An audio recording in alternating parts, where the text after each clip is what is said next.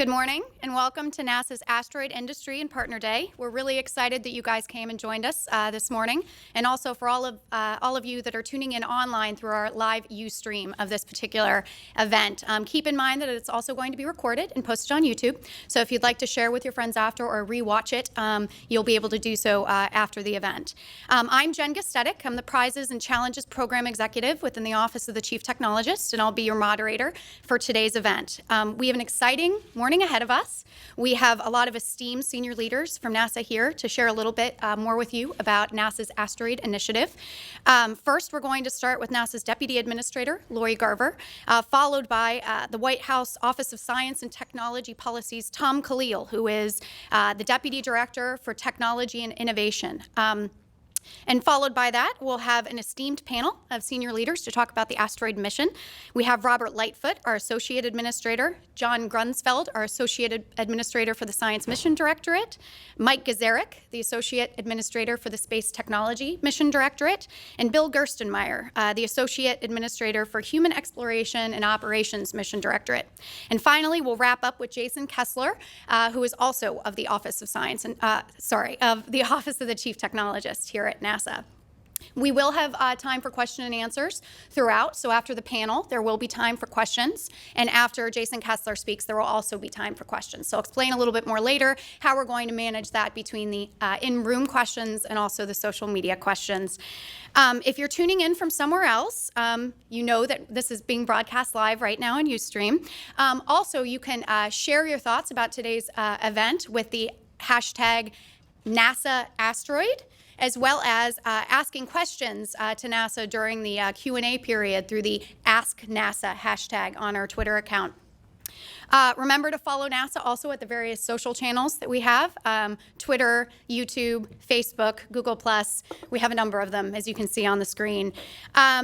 Moving on to the program, we're going to start this morning with Lori Garver. Lori Garver is NASA's Deputy Administrator. As Deputy Administrator, she is NASA's second in command.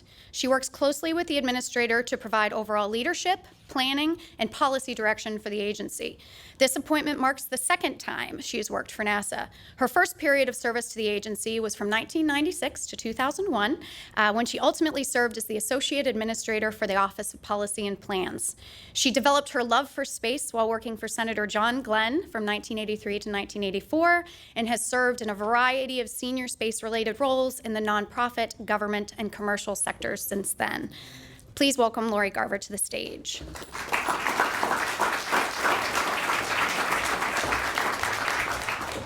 Thank you very much, Jen, and good morning. It is great to see all of you here. We're very excited about both what we're talking about today and some of the new things we're going to share with you as well.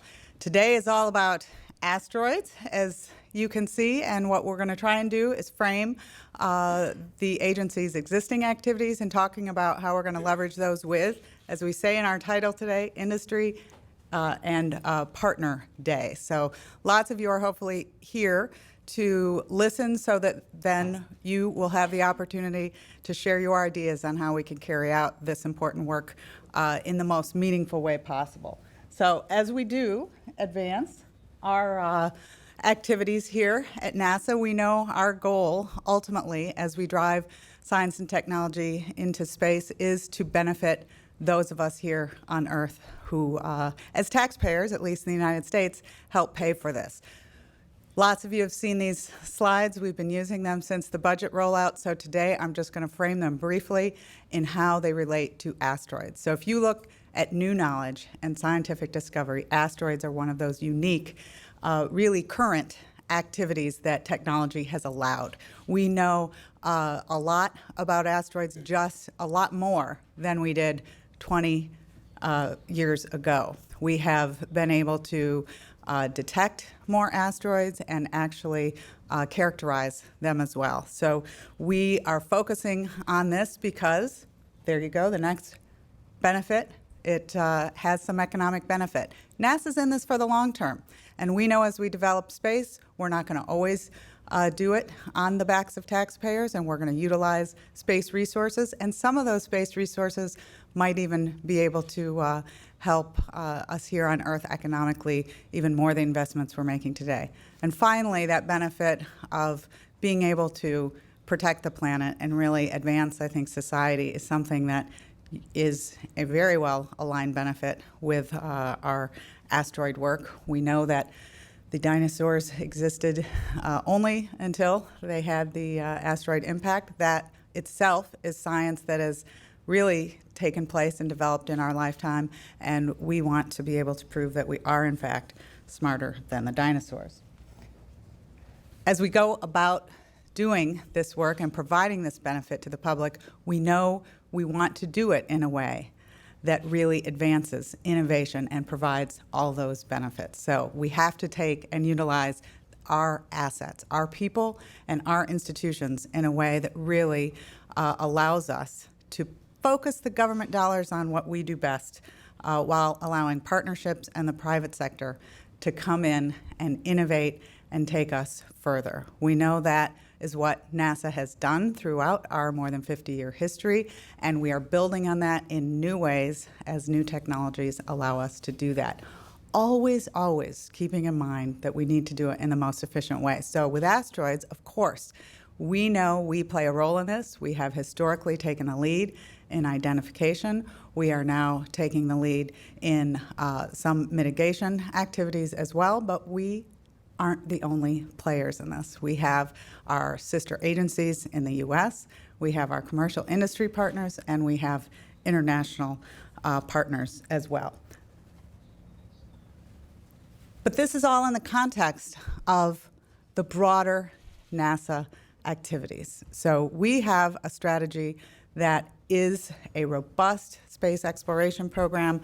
We recognize that asteroids are just a piece of that strategy. So quickly to outline where it is that NASA's investing its interest these days, starting with aeronautics, very close to Earth, providing, again, those benefits, economic as well as social, as well as science, driving out Earth sciences in low Earth orbit, heliophysics, understanding what it's like to live with a star, providing all of us with the ability to live. Going out to the space station, our foothold to the universe. Human spaceflight, astronauts living and working on the space station today. And getting there, hopefully, very soon, our astronauts, already our cargo, in those innovative ways that provide real economic benefit and allow NASA to only be one piece of the market, our commercial crew program. While NASA spends less on that low Earth orbit transportation, we aim to go further, right here with the Space Launch System, with Orion, and ultimately to that first destination on our way to Mars is the asteroid through the asteroid retrieval mission that we'll be describing in greater detail today. Going beyond that to Mars, first robotically, as we know we are, with Mars Curiosity, with MAVEN that we'll be launching later this year, going further out on our way to Pluto, and the Webb telescope, which is on track to launch in 2018 to allow us to see even further than ever before, driving that innovation, new knowledge for the benefit of all. And what we're doing are aligning those orange highlighted programs are aligned, already existing, to advance the asteroid rendezvous mission, the asteroid retrieval mission. So why? Why are we laying out asteroids specifically? Of course, we know that they carry those very secrets to the origins of life, and we have had an interest in them throughout our history. As I mentioned, we have learned even more recently through detection capability. When you look at the rate of discovery over the last 30 years of asteroids, this is truly a science that is in its renaissance. We started, when you look at electronic imaging, before electronic imaging in the 80s, we only knew of a handful of asteroids. We then in the 80s started being able to see tens of thousands. Today, we have categorized through our dedicated programs. The count is now at over 500,000 asteroids. That's within 30 years. We knew about so much that is in our solar system before, and asteroids are one of those new things. And what this program does is invest just a small fraction of NASA's budget to focus on capitalizing on the technology that has allowed us to get this new science. So what we're going to describe today are both our mission of the asteroid retrieval mission that weaves in science, technology, as well as human spaceflight. It really does leverage on existing activities, and the panel that Jen described is going to talk more about that today. We're also going to talk about our focused Grand Challenge effort to find all asteroid threats to human populations and know what to do about them. This is something that we are thrilled to be a part of. Again, NASA's not the only player in asteroids. We know that, and Grand Challenges are about leveraging those additional partners. So we are today going to be looking not only for partners and innovators and industry to get involved in the Grand Challenge, but also in our asteroid retrieval mission.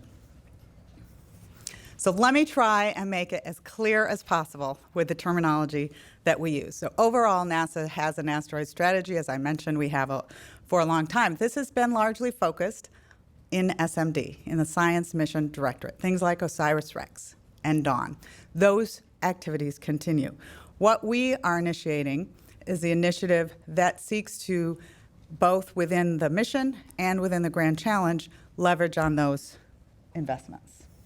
So focusing in on the initiative that we're going to be discussing today, we have both the mission. We're going to give you further details of the maturity of this system, how it is being refined, and the whole mission concept, and hopefully put some seeds in your heads to how you can help us accomplish that in the most innovative and efficient way.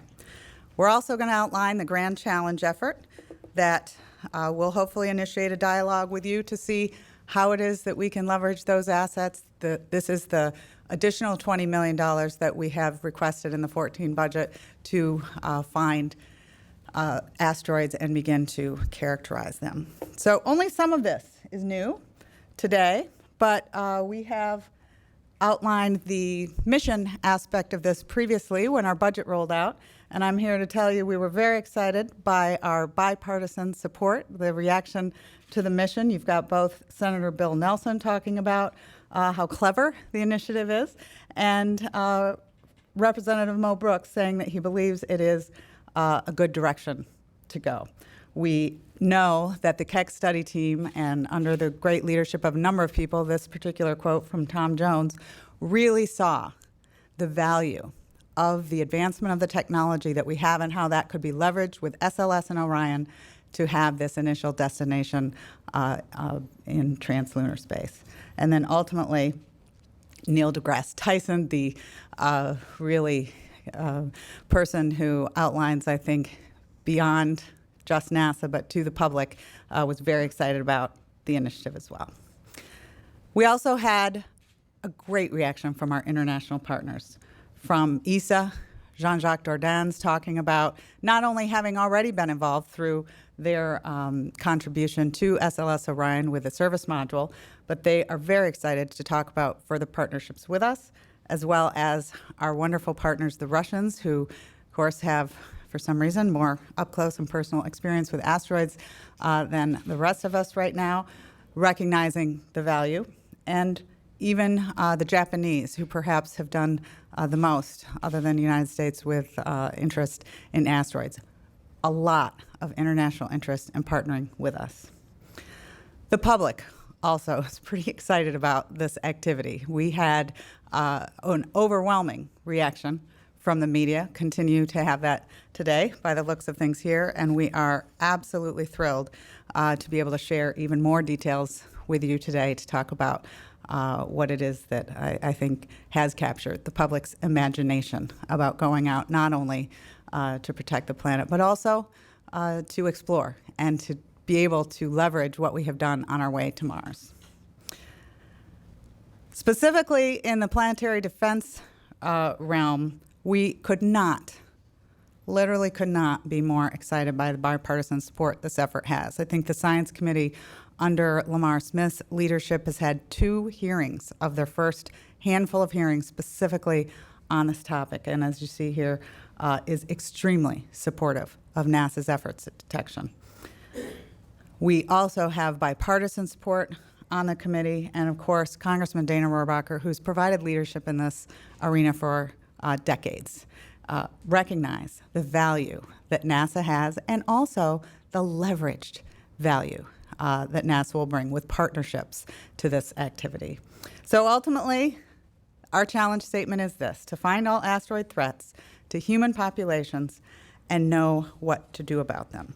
And we know we have had this charge for a long time. Really what we're doing today is to be able to communicate that in a way, hopefully, that will allow even more people to let us know how they can help us meet this challenge.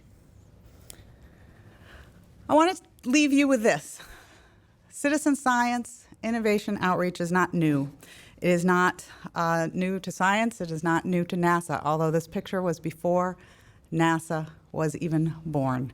In 1956, the Smithsonian Institution put together teams of citizens. Teams came together across the country, over 200 teams, to help identify the first artificial satellite. This program evolved, and citizens looking for artificial satellites throughout the country, again, before NASA was even in its formal existence. We have a rich history in this. We know we drive innovation.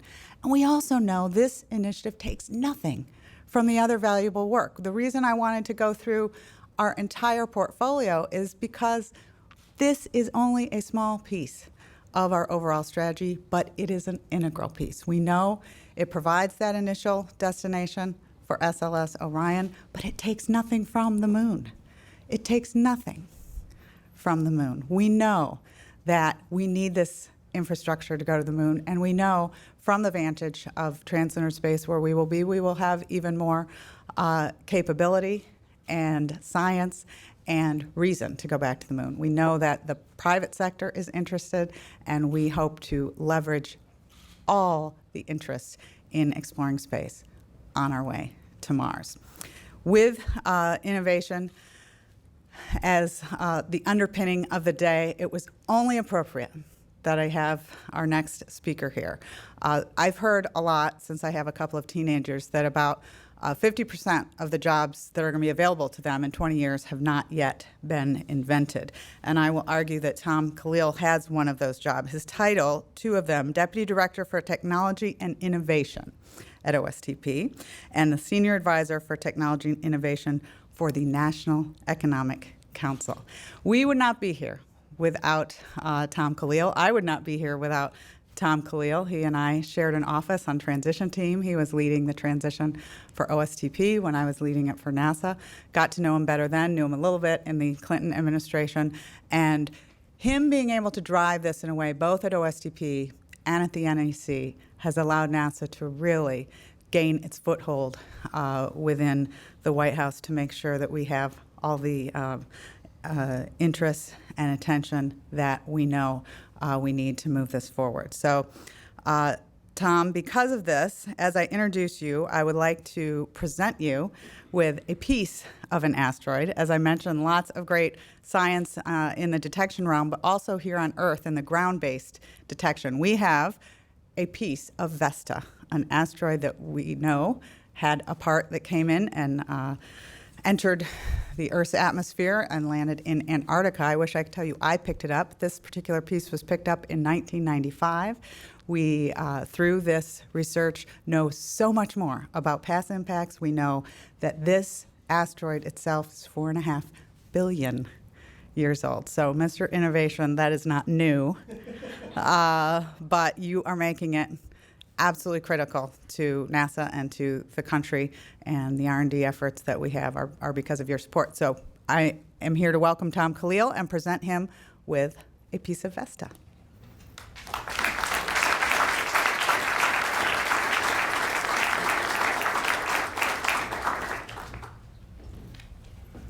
Thank you so much. So did you clear this with council? Better than that.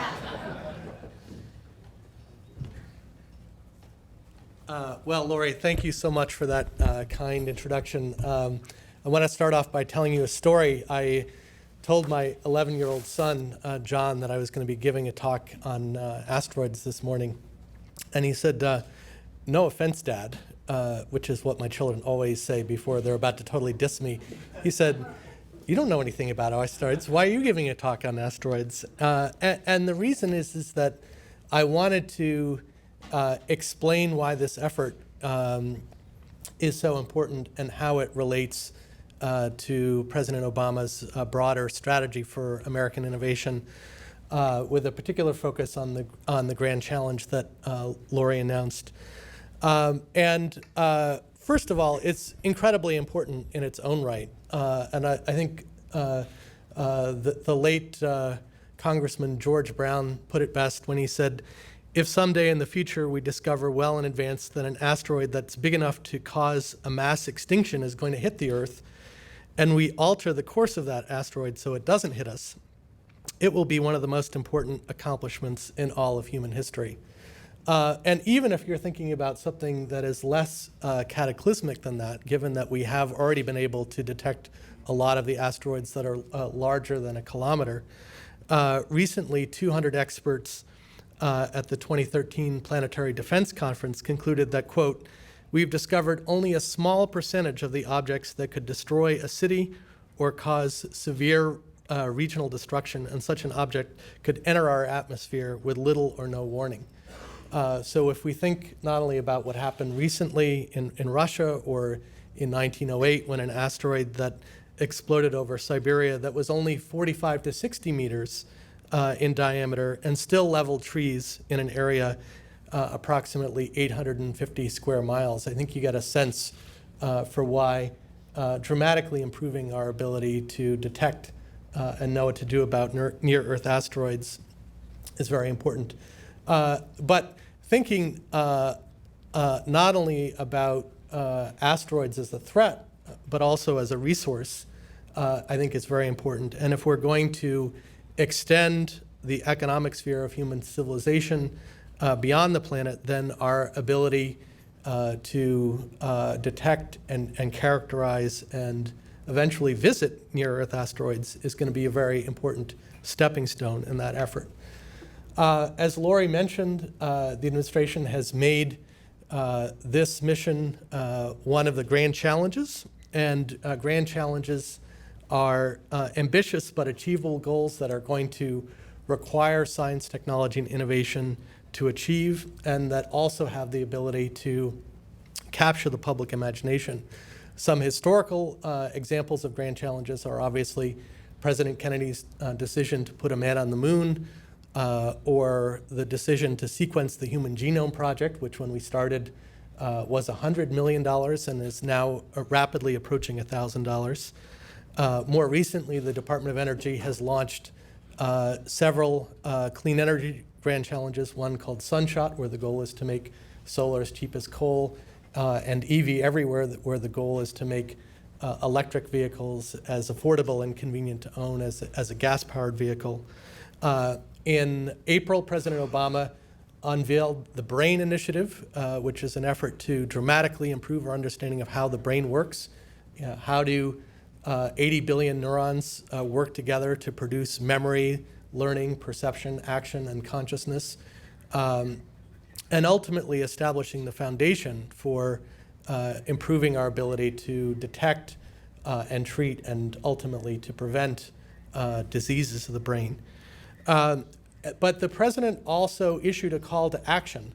He said, not only is the government going to be pursuing these grand challenges, but we would also like to see companies and research universities and foundations and philanthropists and individuals get involved as well to identify and pursue some of these grand challenges. And already we've seen IBM drive advances in cognitive computing by beating Garry Kasparov at chess and Ken Jennings at Jeopardy, Qualcomm supporting a major incentive prize for a tricorder, Google building on an earlier DARPA grand challenge to develop self-driving cars that could reduce the number of traffic fatalities by 50%, and Elon Musk of SpaceX saying, I want to die on Mars, but not on impact.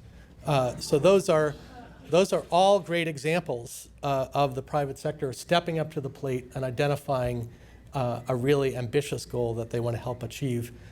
Research universities are getting into the mix as well. So UCLA announced an effort to organize their next multi-billion-dollar capital campaign around a series of grand challenges. And I want to recognize the work of Kristen Dorgalow in OSTP, who's our very first assistant director for grand challenges. Now, one of the things that Lori mentioned is that the way in which we're going to achieve these grand challenges is not through the government operating in isolation, but really having efforts that are informed by Joy's law. Many people have heard of Moore's law. The number of transistors on an integrated circuit doubles every 12 to 18 months. Bill Joy was one of the co-founders of Sun Microsystems, and he said, no matter who you are, most of the smart people work for someone else. And the administration has been promoting a series of strategies for promoting innovation that are really based on that. So public-private partnerships under the Space Act, agreements where NASA acts as a catalyst for additional private sector co-investment. Citizen science, Lori mentioned, we've already seen the example of Fold It, which is a game that is teaching people how to solve one of the toughest problems in biology, which is protein folding. And in a matter of 3 weeks, citizens who were playing this game were able to solve the structure of an AIDS-related enzyme that the research community had been working on for 10 years. So what's really exciting is that I think citizens are going to be able to make contributions to solving these problems in ways that we haven't seen before. Incentive prizes. So this is another area where NASA has really been a leader.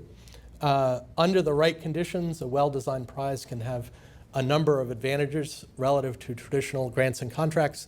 The government only pays if someone is successful.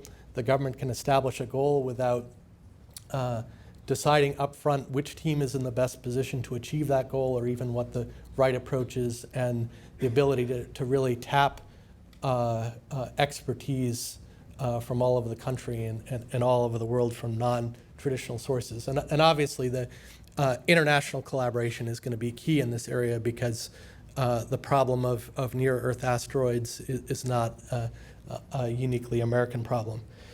But I think this effort is also important because it demonstrates a willingness to tackle a problem that is long-term in nature in a society that is often dominated by the 24-hour news cycle, or the quarterly earnings reports, or getting ready for the next election, or responding to the next tweet.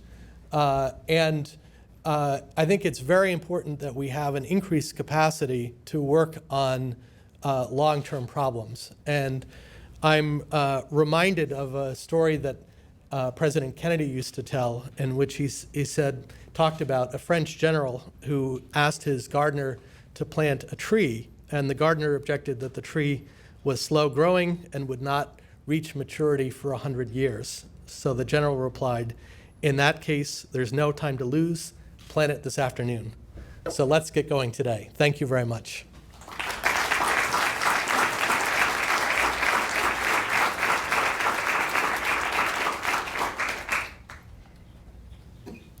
Thank you, Tom and Lori, for kicking us off today and sharing some of those insightful insights into many of the different innovation mechanisms that have been used by government and also by NASA for quite some time to solve tough problems. NASA is not a stranger to using incentive prizes, citizen science, and open innovation for doing great things and advancing our mission. And this grand challenge gives us another great opportunity to apply those tools in an area of global importance. So we're really excited to be able to move forward with that.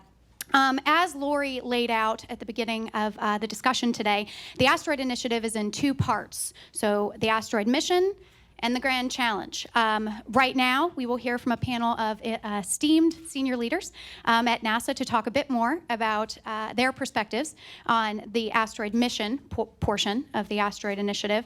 There will also be time for questions after the panel. Now, keep in mind, folks in the room, that there will be two people with microphones, myself and someone on the other side of the room. Lauren will be running up and down the halls as well with a microphone. For those of you that are connecting via social media or Ustream, make sure to tweet your questions to #AskNASA in order to be able to ask your question via social media as well. And with that, I'm going to give some quick introductions of our esteemed panel, a treat that we have this morning to hear from. We have first Robert Lightfoot, who is NASA's Associate Administrator, the agency's highest-ranking civil servant position. He previously was the director of NASA's Marshall Space Flight Center in Huntsville, Alabama, and he began his NASA career at the Marshall Center in 1989. Next, we have Dr. John M. Grunsfeld. He's the Associate Administrator for the Science Mission Directorate. You all probably know him better as the Hubble repairman. Dr. Grunsfeld joined NASA's astronaut office in 1992, and he's the veteran of 5 space shuttle flights and visited Hubble 3 times during these missions. You can follow him on Twitter at AskSciAstro. Next, we have Dr. Michael Gazarek, who is the Associate Administrator for NASA's newest mission directorate, the Space Technology Mission Directorate. Dr. Gazarek has over 25 years of experience in the design, development, and deployment of spaceflight systems. You can follow NASA's Space Technology Mission Directorate at NASA Technology on Twitter. And finally, we have William Gerstenmaier, who's the Associate Administrator for the Human Exploration and Operations Directorate. Previously, he served as the manager of the International Space Station program. He began his NASA career in 1977 at the then Lewis Research Center in Cleveland, Ohio. Please welcome, join me in welcoming these men to the panel.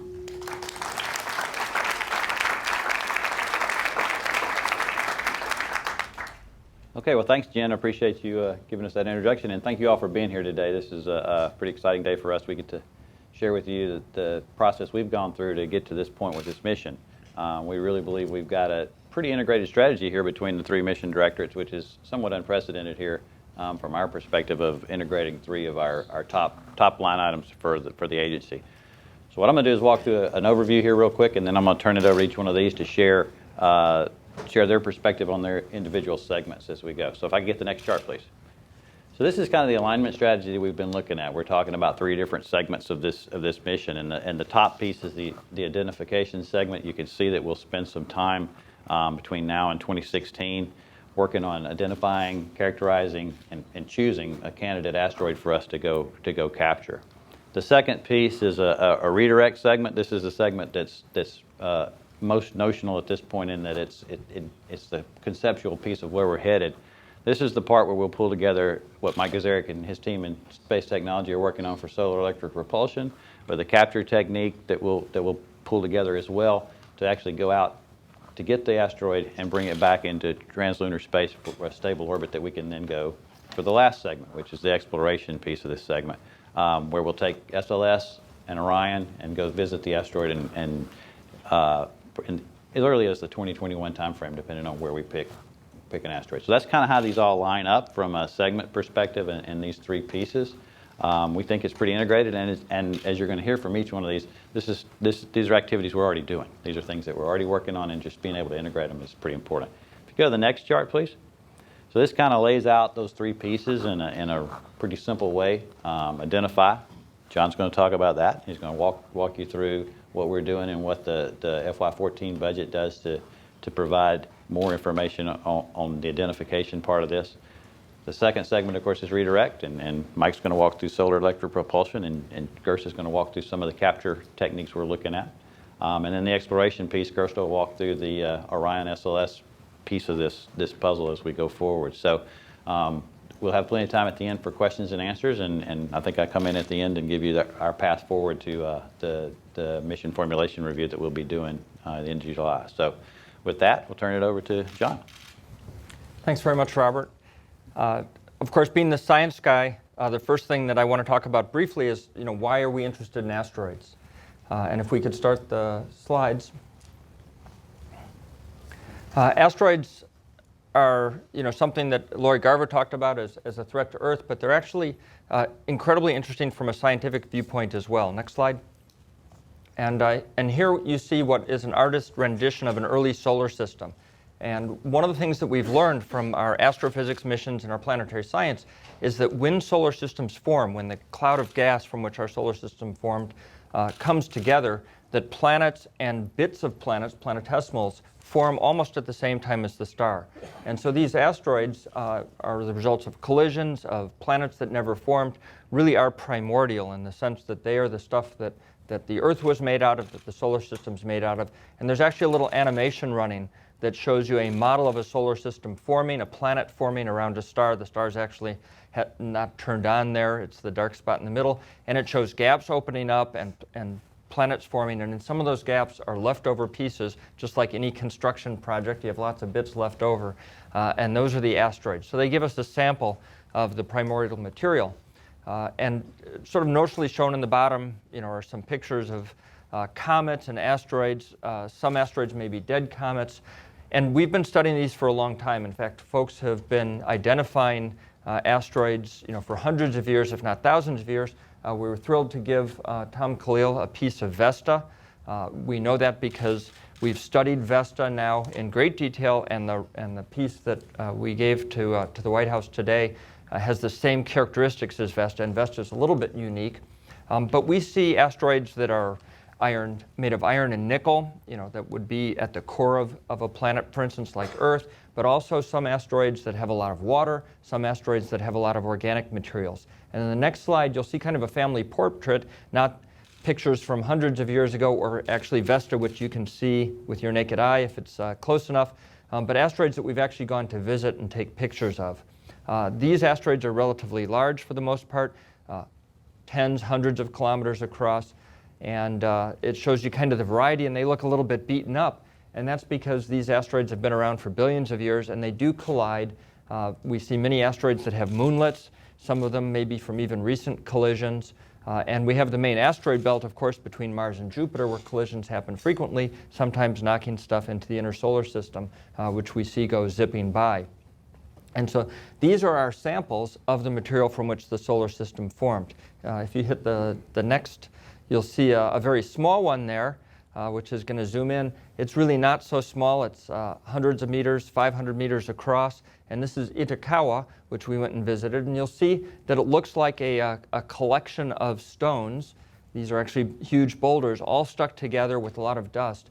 And this looks like two asteroids which have collided and eventually merged into one. And this is an example of a potentially hazardous asteroid that orbits similar to Earth that we've studied in some detail. I also told my kids that I was going to come today and talk about asteroids. And on Father's Day, my daughter gave me actually a piece of a Palisite asteroid, which I have as a prop. Science guys like props. And this is an iron nickel and olivine. It's a mineral, very, very common in early asteroids. This was from a 1,500 kilogram asteroid that landed in Argentina. Probably nobody was around to see it then. Maybe the dinosaurs were. It was excavated on a farm. And so my daughter's also very interested in asteroids. So this is something that we've been studying in science for a long time. Next slide. So how do we find them? Well, we use observatories. We don't need particularly large telescopes, but not insignificant. We use the Catalina Sky Survey, the MIT Linear Telescope, a telescope called Pan-STARRS. And these are telescopes that are a couple of meters across, and they scan the sky at night. And so what you see in the middle are stars. They're fixed as the telescope tracks the night sky. And hopefully you saw a small object moving across the sky. Here it is. And we then identify that as a moving object. We follow it up, and this was then determined to be an asteroid.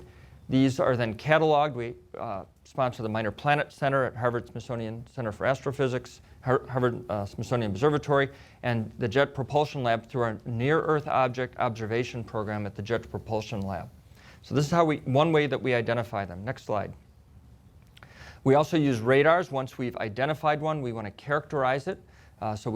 When some of these come near enough to the Earth, we can use the Goldstone radar to ping off of it. That gives us surface characteristics, and eventually we can build up a map. of the surface of the object and determine its rotation rate. An example is one that's got the telephone numbers 1999 RQ36. It's been renamed Bennu, and this is going to be the target of the OSIRIS-REx mission. So in 2016, NASA is launching a mission from the Science Mission Directorate. Dante Laurento is the principal investigator at University of Arizona. We're going to send a mission out to an asteroid. It's going to orbit it, characterize it down to very small scales, millimeter scales, and then it's going to do a touch and go and bring back a sample in 2022 from Bennu. And these are our radar observations. We also use the Arecibo Observatory in Puerto Rico. Next slide. So how are we doing on finding all of these asteroids and potentially hazardous asteroids? Well, since 1998, when we really kicked up the game on our study program, we've identified many, many asteroids, and it shows down there on your right, on your left, the plot of the identification versus time, and you can see how that spikes up starting around 1998, and that plot shows two different types: very large near-Earth asteroids and all near-Earth asteroids. If you want to know how complete is it, we have a model of what the size distribution of asteroids look like. Based on that model, we can say that we've found greater than 90% of all asteroids greater than a kilometer. Between 300 meters and a kilometer, 60%, and it decreases from there. Part of the reason why we can't see the smaller asteroids is we don't have the capability to do so, and part of it's nature. We can only see these small asteroids when they come close enough to the Earth to be bright enough for us to detect. Another part of it is that the smaller the object, its orbit changes over time. And so maybe we see it once, but we can't confirm it because the next time it comes around, it's in a slightly different orbit. So there's a lot of challenges that nature presents. And these are some of the challenges we hope to solve in the future. Next slide. So how do we hope to do that? We're going to increase, with this proposal in the FY14 President's budget, to increase the study rate with the pan-stars. We're also hoping to reactivate the Wide Field Spectroscopic Explorer WISE, which was turned into NEO-WISE, Near Earth Observatory WISE. Bring that back to life. It's dormant right now. And also the Space Surveillance Telescope in partnership with the United States Air Force. Once we find an object, we can characterize it. NASA has an infrared telescope facility on Mauna Kea, also the Spitzer Space Telescope and other assets.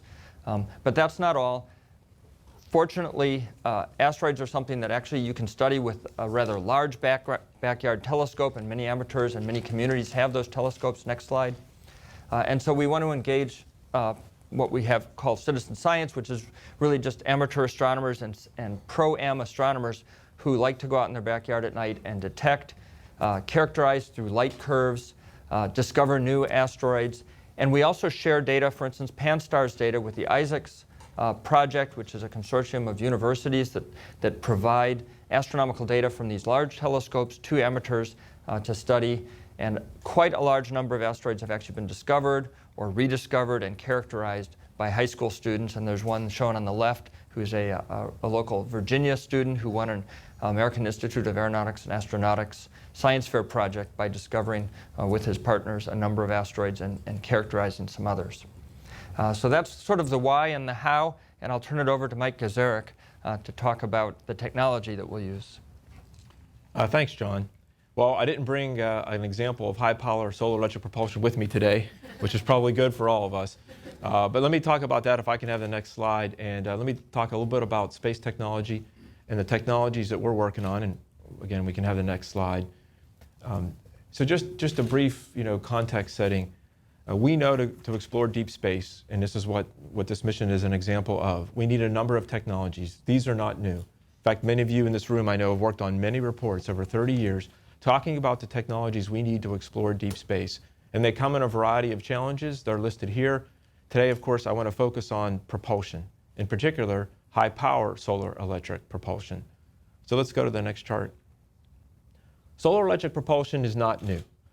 It's been around for a number of years, starting with Deep Space One, again, a science mission using solar electric propulsion to navigate and move through the solar system. And then particularly Dawn, as we had examples of it today, of visiting the asteroids that it's going to, using, again, was a really novel use of solar electric propulsion. In fact, there was a number of technology developments prior to that mission that really enabled the use of Dawn to use solar electric propulsion. Well, since that point in time, solar electric propulsion now is used by industry for commercial spacecraft. In fact, Boeing has an all-electric spacecraft. But in particular, on this chart, the AEHF satellite, many of you may have followed in the news. The upper stage didn't quite work out as well. It couldn't get to its orbit. And they used a very novel application of the solar electric thrusters that are on board that spacecraft to get it into its orbit. This is a multi-billion-dollar satellite that would have been lost had it not been for the use, the knowledge, the technology for solar electric propulsion. And so that's really where we are today. The next step, high power. For not only NASA to do this mission it's called the 50 kilowatt range, but also for future missions. Coming out of architecture studies, and there are many of them, high power solar electric propulsion, the ability to move cargo to destinations that we intend to go, right, is an enabler, an incredibly mass saver in terms of getting the infrastructure that we need to explore the solar system. That is not new. And it is time, after many years of reports, to go invest in this technology. Industry has come to us and said multiple times, there's risk involved at the high power level. Can the government address those risks, enabling a whole host of opportunities that I'll talk to in a minute? It's not only NASA. The House Armed Services Committee, just in a recent report, recommended that the Air Force get together with NRO and NASA to get together and look at the investments in technology for high power solar electric propulsion. Let's go to the next chart. Today, when we look at solar electric propulsion, we break it down into these three main subsystems. And I won't go through you into details, although I love to, being the tech guy. But the main components are solar arrays, the ability to collect the sun's energy that we need, right, to turn into propulsion. The electronics and the thrusters, kind of the sexy part of this. And then the propellant system to store the material, the xenon that we use for propulsion. It turns out, if you look at high power today, the real trick, the real long pole in the tent is in the arrays. We just can't collect enough energy. We need larger arrays. And if you need larger arrays that have to fit in today's rocket shrouds, they have to be deployable. They have to be able to fold up. We are pushing on packaging densities and power per mass ratios, factors of 2, 4, even up to 6 times what's over the state of the art today. We need these large arrays. They have to unfurl, and they need to be able to pack into the volume of the shroud. And that's where we have investments already started today in space technology in these large-scale solar arrays. If we go to the next chart. So as I mentioned before, high-power solar electric is not only for this mission that we're talking about today, but it's also for a whole host of applications, both industrial and other government agencies, and with our international partners. This is high-power solar electric is called out by the NRC, one of the tipping point technologies, right, that enables a whole host of applications, including not only human exploration, as we discussed, satellite servicing. We talked about payload delivery and the ability, for example, to rescue AEHF to get us to its orbit, use on station, future robotic missions above and beyond what we see on Dawn, orbital debris removal, and other applications as shown there. So high power solar electric propulsion is a technology that's needed by many. It's needed by NASA. It is time to develop it. And that's what we do in space tech. We develop technology with a purpose, and this is just a great example of that. So that's where we are for solar electric propulsion. I'm going to now turn it over to Bill. We'll hear more about the mission and hear more about the RFI. Thanks, Mike. If I can have my next slide, please. As John talked about, he described the observation, the identified piece. Then Mike talked a little bit about the electric propulsion and some of the technology. What I'll talk about now is a little bit the redirect mission itself, and then I'll talk about how that mission fits into our overall human exploration plans going forward in the future. So next slide. So this is the asteroid redirect segment reference concept that we've put together. Basically what we're going to do is we're going to capture and redirect a 7 to 10 meter, approximately 500-ton near-Earth asteroid to a stable orbit in translunar space, probably a deep retrograde orbit around the moon.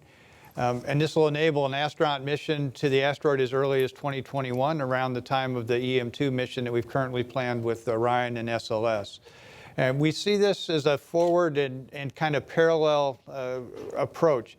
In other words, we'll be doing some of the observations that John described earlier at the same time we're actually building the hardware for the mission. So we won't fully have identified the target we're going to go to when we potentially, while we're actually building the spacecraft. So we'll build the spacecraft and a capture device to a set of generic capabilities, a generic set of specifications, and then once we finally identified the target that we really want to go to grab onto and redirect, then we'll go launch in that direction.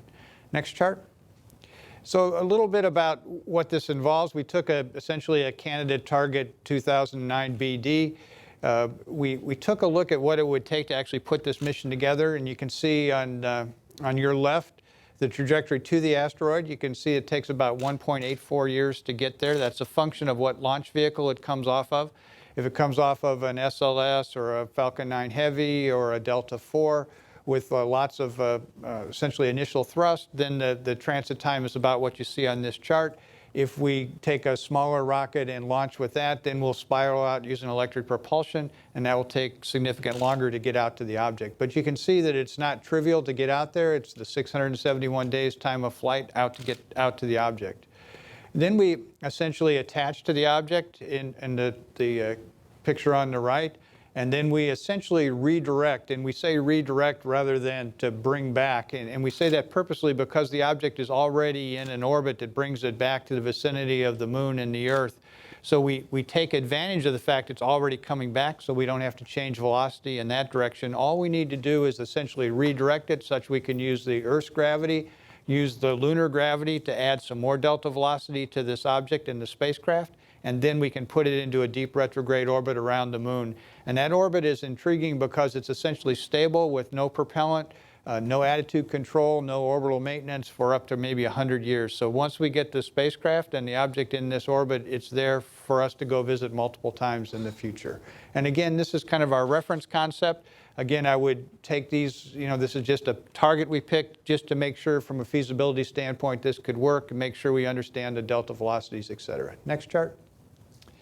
We're also looking at some alternatives. Maybe there's some different techniques that may be good to go look at. We're requesting these ideas through this RFI that's been released. One additional concept study is to take a look at maybe go out to a larger near-Earth asteroid. John showed you a picture of one of the objects that was very large with a large number of boulders on the surface of it. So maybe instead of going out to a small asteroid, which are tough to track for the reasons that John described earlier, maybe we go to a large asteroid, a couple hundred kilometers potentially, maybe tens of kilometers, and then we can actually then maybe push on that object, see if we can put a delta velocity change in it on the order of millimeters per second, extremely small change in delta velocity. But that small velocity applied early enough could be the velocity that deflects this object away from the Earth. And we could actually then prove that the concept of actually pushing on one of these large objects is actually effective and actually works. Then we would come off the object, we would go survey it, find a boulder that looks appropriate for the capture device we have, and then grab that boulder off the surface and then do the same redirect that I described earlier. So this is one thing we've been thinking about, and we're looking for other ideas as you comment to the RFI. Think of other ways we can make these ties more real to other objectives, other programs with us.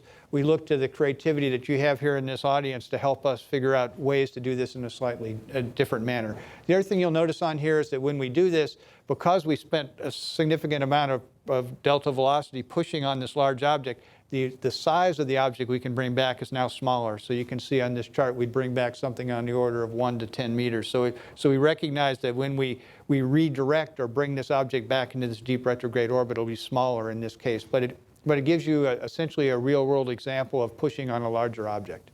Next. Again, a little bit more about the mission in picture form here.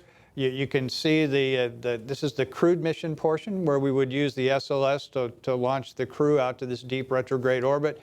We can do that with no changes to the SLS vehicle. Its initial configuration, the 70 metric ton SLS, works fine in this capability.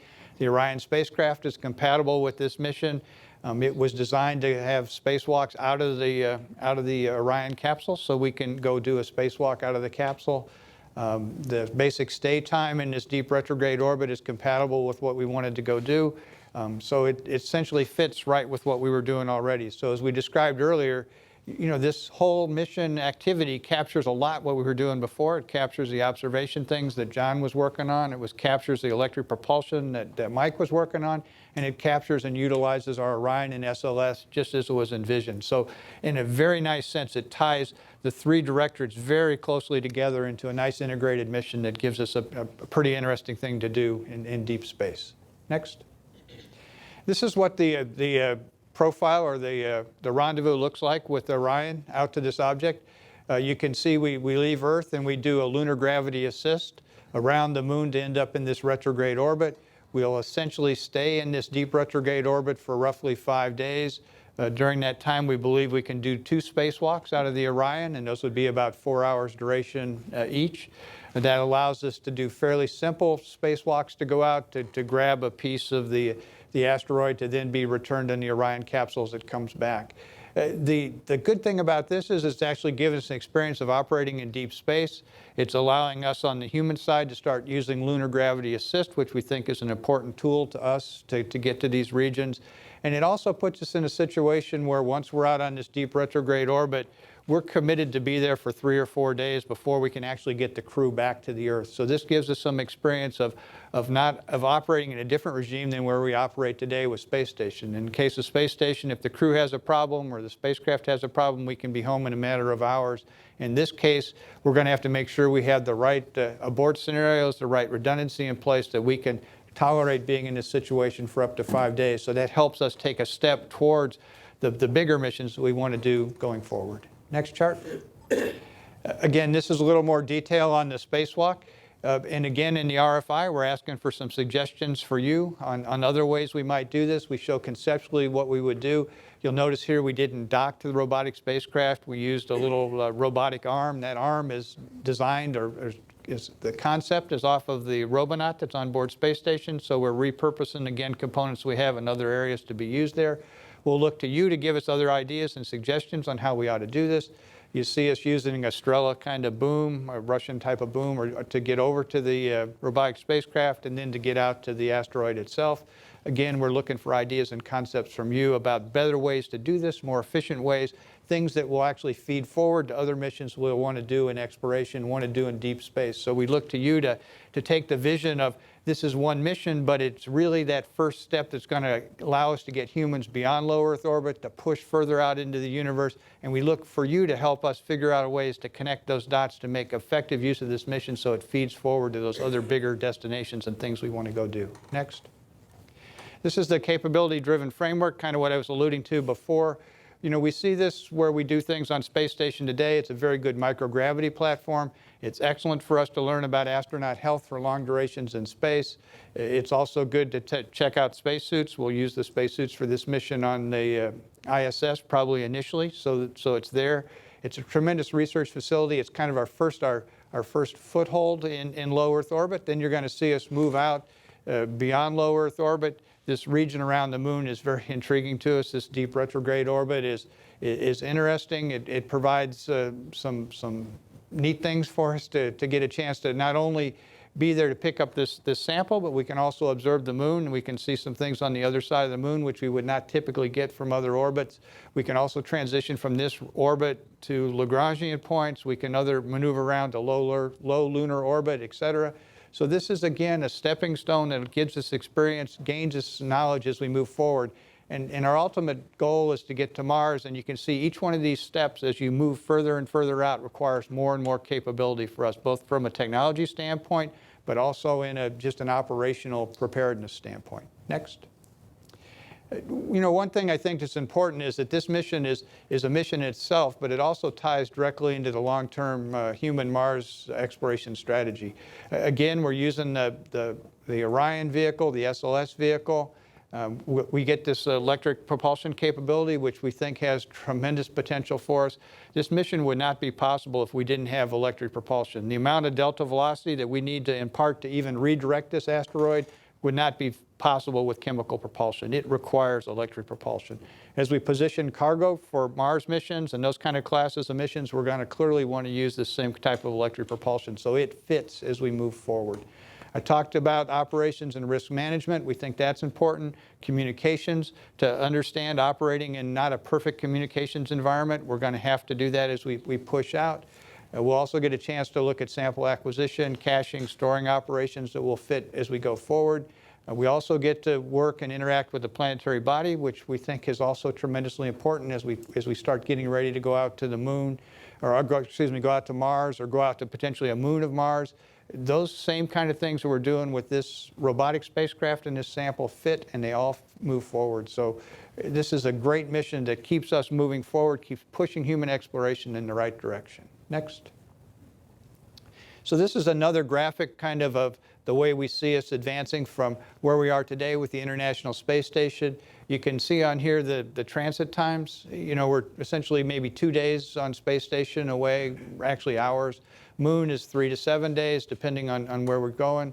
Lagrangian points are a little bit further. And then obviously Mars is this 6 to 9 month kind of activity, which is a pretty demanding thing. So the idea is to really build the technology, build the operational concepts, build the hardware that allow us to continue to keep pushing out. Next. And so again, what we're asking for you today is, the request for information is out there.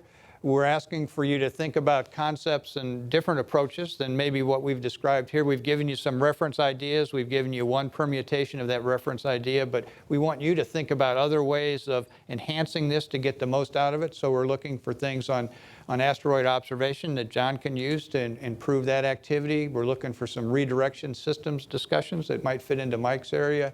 Some deflection demonstrations, do those make sense? How can we increase our learning from that? Asteroid capture systems, those are going to be unique to capture this device and to de-spin it. We need some help in understanding those, some crew systems, and then partnerships and participatory engagement.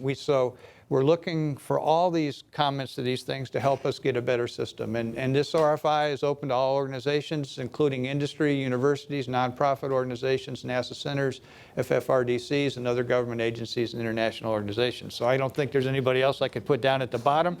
I think we've included everybody. And so we're looking for your comments and we're looking for your suggestions. Next. And I think Robert's got one chart that'll be coming up here somewhere. Yeah, so what I thought I'd do is so how does all this come together? At what point? How do we pull that together? So if I can get the next chart, as soon as it comes up, what we're gonna do now is we're gonna start taking the information today. Today is a pretty important day for us to get all you engaged and start to get your thoughts into our planning. We have, as Gerst talked about, we've got a lot of information that we want to get from the RFI. We'll see how that works, and that release comes out today. We've got the Target Neo 2 workshop coming up in July. It's another opportunity for us to engage with the Small Bodies Assessment Group and get some ideas from that area as well, and talk about some of the challenges, as John discussed again, with the identification and characterization of these smaller asteroids that we've got to go deal with. We're looking for a pretty interactive process between now and July 18th when we expect the response from everybody on the RFI. July 30th is our internal mission formulation review, and this is going to be specifically related to the design reference mission that Gerst talked about a minute ago. That mission, we're going to look at what's the pursuit of the overall mission. We're going to look for mission success criteria. We're going to look for what kind of content do we need to put into our budget process as we move forward with our budget cycle. We still have that to do as well as we move forward. Content, structure, center participation, where's the right expertise located within the agency. So far it's been a tremendous multi-center team that's been pulling this together. And we really do. We're getting the best folks working on this in the agency, and we got to start talking about that. Talk about our make or buy planning. This is a pretty important step for us in terms of, is this something that we can buy, depending on what the pieces are. We'll do that in July. In September, we'll kind of bring it all together. We will have finished the mission formulation review. We'll be getting the responses in from the RFI, and we'll be able to kind of piece it all together and start going down the path toward what is a more traditional mission concept review, so that we can see where we can add pieces in that you guys have brought forward. We can piece together what we've learned with the mission formulation review.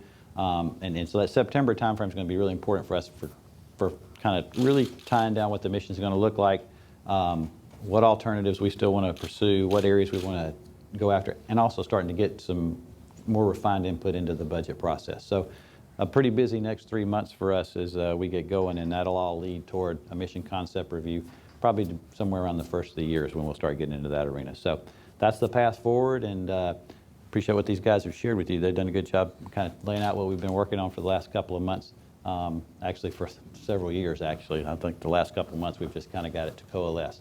So at that point, Jen, whenever you guys are ready. Let's give these guys a round of applause, please.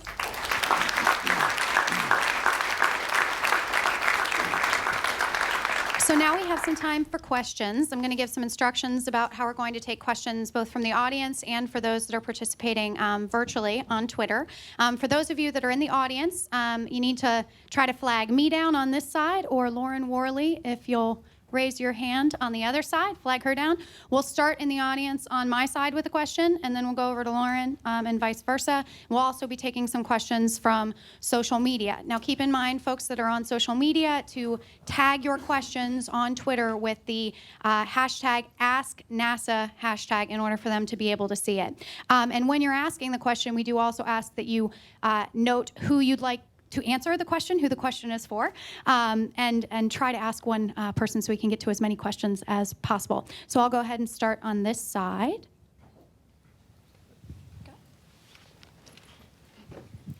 Hi, this is Chris Lewicki, President of Planetary Resources. I think this question is for Dr. Grunsfeld. It's interesting to see all this come together today after the announcement a few months ago.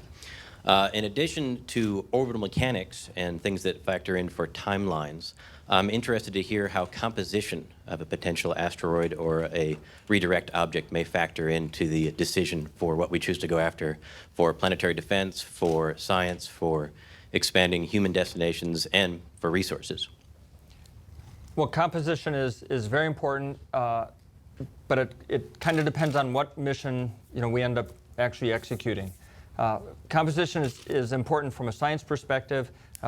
From a pure science perspective, we're most interested in carbonaceous objects that have a lot of primordial carbon in them, or primordial water. There are various theories for how did the stuff that we're made out of get onto the surface of the Earth.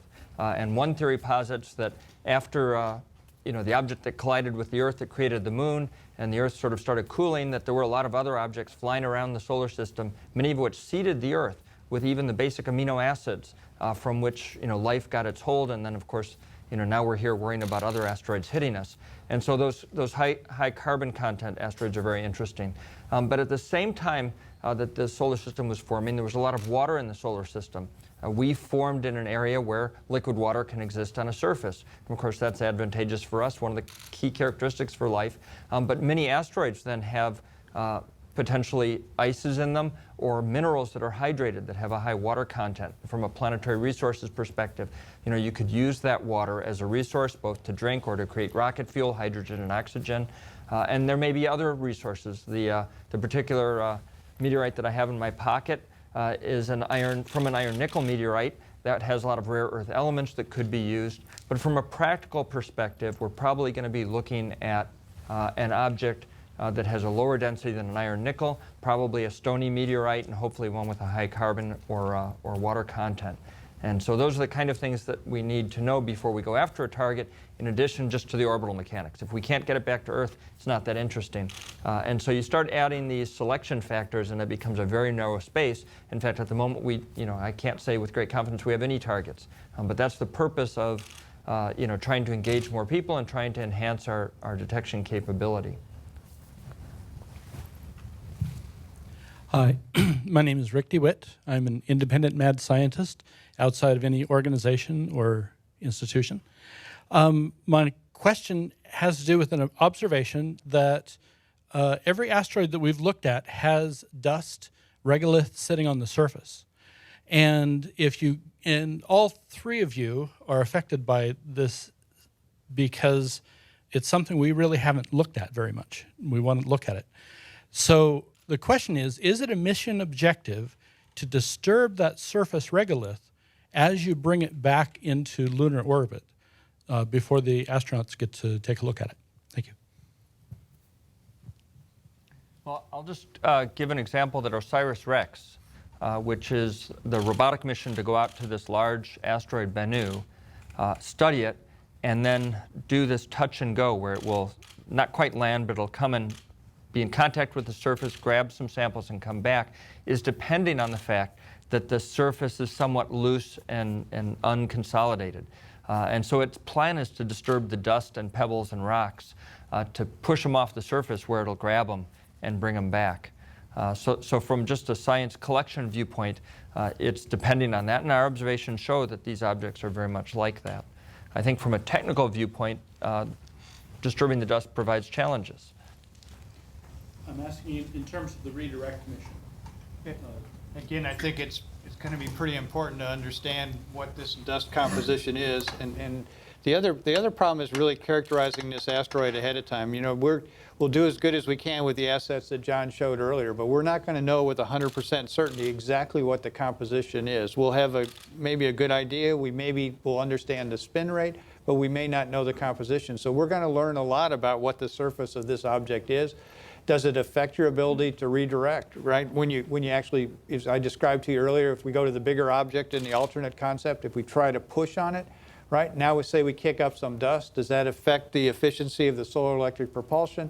Does it cause some shorting between the cathode and anode that negates some of that? We don't know. So there's going to be some real learning here. We're not going to have everything answered when we go do this mission. And when that one little statement said forward leaning, right, and parallel. That's code words to us that we're not guaranteeing 100% success, but we're going to learn some things that are truly unique that will definitely help us with planetary protection. It'll help us with resource utilization. It'll really help us understand what these bodies are and how we can use them in the future. And that's more important to us than actually doing everything I described perfectly the way on those charts. I guarantee you will be surprised. I guarantee you will learn some new stuff, and that's what we're about. Great. So we're going to go ahead and take one more question from the audience over here before taking a social media question, and then we'll go ahead to the other side of the room again. Hi, David Gump with Deep Space Industries. A question, I think, for Mr. Gerstenmaier. One of the important long-term benefits of asteroids would be providing propellant for getting to Mars faster and cheaper, and that probably will be done on an industrial basis. What's your plan for involving industry at the beginning of this process so that the technology that gets developed is appropriate for long-term use? And again, I would suggest the RFI we put out really opens that up to you right at the very beginning. So you ought to look at this from your perspective, and if you see potential industrial uses where we could use an asteroid as a propellant source for in situ resource utilization and those things, how can we affect the mission to actually maybe benefit more in that direction? So you should look at this RFI as your chance to tell us how you would like us to shape this mission, shape this activity that actually helps you going forward in terms of propellant generation or other things. So we're really opening this up to this large group for all of you to take a look at this, look at it from your perspective, and give us some ideas of how we can make the maximum benefit about what we're doing or getting ready to go do. And we'll shape the mission to try to capture the largest space we can to keep us moving forward. Because I think this is an important resource from a materials standpoint that we're going to have to, as we break our tie with the planet, I talked about it in terms of time, it's also materials. We're going to have to use the materials in space if we're going to continue to move further and further out from the Earth. And to do that, we're going to have to maximize that learning now, and I believe this activity is one way we can start to do that. Yeah, and if I could add to that too, let me just add, we talked about this RFI and alternative systems and alternative propulsion systems. I just wanted to highlight that as well. I showed the kind of the baseline concept we have using Hall thrusters, again leveraging incredible development by industry over these past couple decades. But this RFI also opens it up to other advanced systems like magnetoplasma type systems. We're going to go look at those. We have a baseline concept, but in this RFI, we're going to ask and we're going to go look at other systems as well. Great, thank you. And a lot of folks have been asking online where they can find this RFI. Click it home. You'll be able to find the RFI at nasa.gov/asteroid initiative starting at 11:30 today after the event is over. So please look for the RFI at that location. Now we're going to move to a question from social media, and Sarah Becky Ramsey from the Office of Communications will share with us what that question is. We do indeed have a question. Prospect Dynamics asks, What's the best way for an early stage small business to engage this initiative for any of you?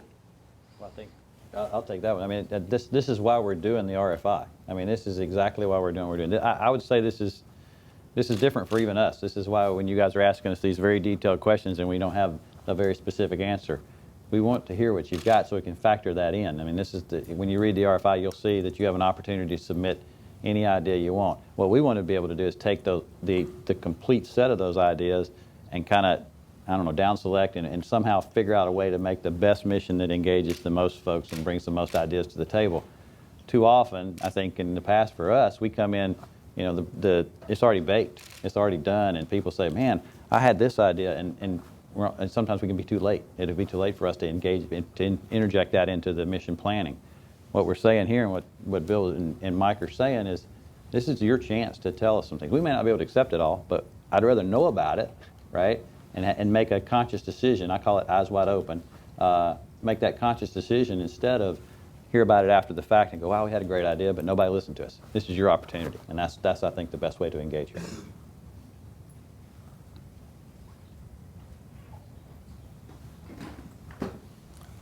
Hi, I'm David Morrison from NASA Ames. And the question is for Dr. Grunsfeld primarily, and that is, how do you intend to bring the scientific advisory structure into play in issues such as the type of asteroid, the need for precursor missions?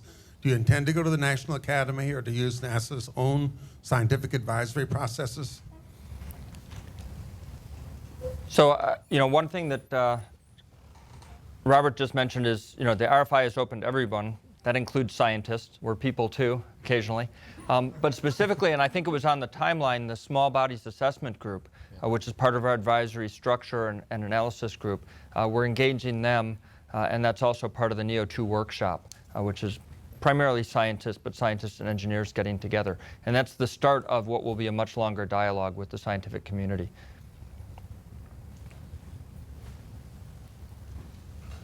Hi, my name is James Wanga, and I got involved in the Asteroid Initiative after a team that I was a part of in the New York Space Apps Challenge hackathon built a CubeSat analog out of a drone. The community outreach involved that NASA, what happened during that that hackathon, the way NASA reached out to the to the hackers and to the community, got a lot of people really excited about how we could get involved, and got a lot of people who were previously not interested in space and not interested in things like the Asteroid Initiative interested. Do you plan, as this goes forward, to engage the non-scientific community, the mad scientists of the world, and you know, in a non-official way, because it's hard for people like me to hear about things like RFIs, right? Because we're not involved in the industry. We're just mostly software engineers and teachers and students who don't know that much about what happens behind the scenes. So, I think the best way for that is Jason Kessler is going to get up and talk in a minute about how some of the other ways to engage other than the request for information that we're going to put out. So when he talks, if you don't get your question answered, then ask him, because we have a great plan associated with exactly what you're talking about, crowdsourcing and things like that, where we can bring folks in. And Jason will discuss that in a minute. And we'll take one more question on this side and then move to another social media question before coming back over here. Mike Hilton, retired aerospace engineer. Emphasis on retired. Question for Bill, and I assume retired aerospace engineers are also in the RFI list that you gave. Couple of human beings. So human beings. If you fit, you're there. A couple of comments. You might consider using the asteroid capture device in Earth orbit to capture some space debris or even some bags of junk thrown out by the space station, just to test it, to see how it works and make adjustments before actually using it on an asteroid in the long-term long trip that's required. Second comment is you might want to consider bringing the asteroid back in high Earth orbit instead of lunar orbit, since there you could get to and from it a lot faster, and maybe even set up a lab on the asteroid or use the asteroid as a lab, as a second space station, to do a lot of testing on how to use the asteroid for different resources and fuel and so forth. So I haven't heard that much, and you may have considered that already, but I would suggest to look at that. Okay. Those are good comments that we would expect to see in the RFI, so those are excellent thoughts. All right, we'll go ahead and take another question from social media. All right, we have a question about the RFI. The theme of today is citizen science, but your list says that organizations can respond to the RFI. Can individuals also submit ideas? Absolutely. All right, no, we have another question back here. Yeah, hi, Dave Murrow from Lockheed Martin. Just a kind of a simple question about timing. You showed in your alignment chart the Asteroid mission coming back in 2021 or something like that, and as early as, I think you said. What are the realistic timeframes for targets to come back, the ones that you found and the ones that you expect to find, and what will you do if, say, 2025 might be the earliest that we could go visit it with a human spacecraft? Yeah, again, we kind of see these activities as not being all tightly connected. So in other words, if we find an object that naturally returns, as I described earlier, we can't put enough delta velocity in to really change the arrival time. So we have to find an object that's coming back into the Earth-Moon system naturally on its own, and then we just deflect it. So there very well could be some objects in the 2023, 2025 timeframe that are there. You know, it's going to be hard to find an object that meets all these criteria, right? It's got to be a certain size, a certain composition, depending on how much scientific stuff we want, as well as the orbital mechanics constraints, spin rate. It's going to be tough to find one of these, so we'll pick that date. But then that doesn't hold up the entire human spaceflight program. We're still going to continue with Orion with our test flight. You know, first of all, just the capsule test flight in 2014, and then the uncrewed mission in 2017, and then our 2021 flight there, and then we'll be ready to go with this other mission. In fact, if you think about it logically, you'd probably like to check the spacecraft out before you take it out and go do an EVA with it 75,000 kilometers off the surface of the moon for the first time. So there may be some advantages if we find an object that's a little bit later, but we'll stay with that same timeline. So they're not totally all tied together. These things are not all linked. We'll continue with these programs moving forward at the pace they can, and then tie them together into this mission when it makes sense. If I'd add, I think that's one of the beauties and benefits of the highly efficient, extremely efficient, right, high-power solar electric propulsion. It does give you flexibility in where you want to go, how far you want to go, how long you want to go. And the other thing that's nice about this deep retrograde orbit is the objects there can be there for an extended period of time, which is really nice. So then you could actually potentially even move the robotic spacecraft off of the object, leave the object there to go visit as an object by itself, to go look at other techniques, and actually repurpose the robotic spacecraft for another activity to go to a different region to gain more information. So if you think about this, we're really starting to toy with how we look at this in a different way. We repurpose each one of these pieces a couple times, and they feed forward into the broader reach of human exploration. Thank you very much. Hi, my name is AJ Kothari, president of Astrox Corporation. A question about solar electric propulsion, actually. Very interesting idea and very useful. Obviously, it has very high ISP, but low thrust. So I was wondering if you have done, and this might be a little too detailed for now, but have you done the system level analysis of that type of propulsion, which includes the obviously additional weight and perhaps additional incidentals, foods, etc., that would be required, as opposed to some other types of higher thrust and low ISP venues? Right, no, it's a good question. And so, yeah, so we have a team led by our Glenn Research Center, along with JPL, Jet Propulsion Laboratory, that have looked at the system trades for this robotic mission for some time. Then there's trades, as you mentioned, on ISP, kind of a measure of the efficiency, right, as well as the thrust level required to carry the spacecraft, the robotic capture piece, and then, of course, looking at, as Bill mentioned earlier, does it have enough delta V to move?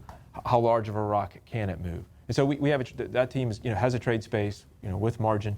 So we have a baseline concept looking at the 2,000 to 3,000 second ISP type numbers and a rough estimate of what delta V we need. How much fuel, xenon fuel, do we need? And it's a lot.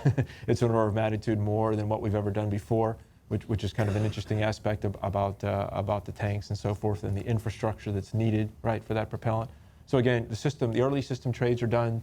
I think they're even, above and beyond napkins. The napkins were started; those are put away now, right? So it actually has the analysis, and that gives us a starting point, right, to go forward with. Is it feasible? Can we do this? What are the technical challenges? What do we need to worry about? And what are some of the risks that we need to reduce? Okay. And so I think the team, like I said, led by Glenn and JPL, great start on putting that together. All right, we have another question from social media, and we're actually going to let you panel folks off the hook for just a second, and the Deputy Administrator is going to take this one. And the question is, why is Congress trying to kill the same asteroid missions you are describing? You gentlemen can thank me later. It was certainly a disappointment to have, as we've seen in the draft authorization bill from the House leadership, a lack of a recognition yet, I will say, of the importance and value of this mission. It really speaks to, I think, why we're here today, why we are describing for you more detail. We obviously have not completed our work, and this is the beginning of a process. And keep in mind, one of the things that the draft bill says is that we wouldn't be able to proceed until these things were explained. We are ahead of the game in explaining them. The details that this panel laid out, I think, are so compelling, from the observations importance to the technology to this goal of human space exploration on our way to Mars, and how this relates to the grand challenge that there is such universal support for, of being able to protect the planet. So just the fact that this team has gotten it this far, as I saw these charts earlier and have had the privilege of these gentlemen being able to explain to us and to start that work with our stakeholders in Congress, I think that we really, truly are going to be able to show the value of the mission. And to me, this is something that is what we do in this country, right? We debate how we spend the public's money. And this is the beginning of the debate. We are proceeding the way we have for so many missions, being able to initially outline a concept, but make it better. So we don't, in this case, just need to explain it better. We need to align it better.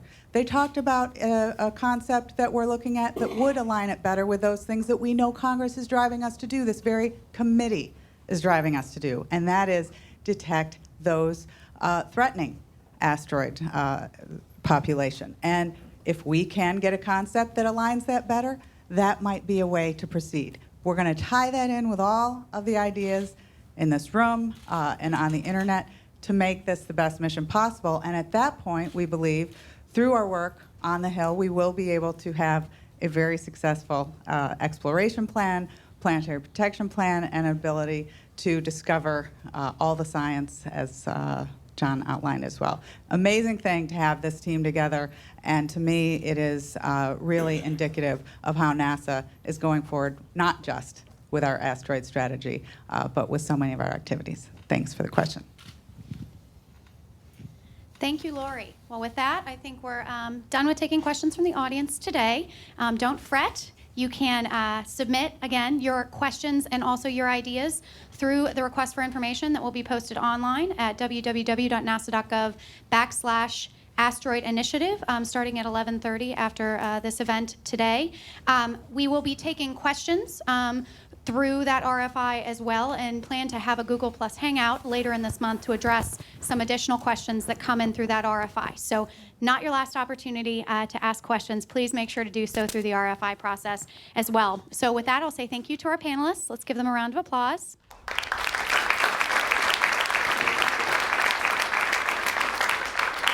And thank you as well to all of the folks that boldly ask questions in the audience and through social media. We appreciate it.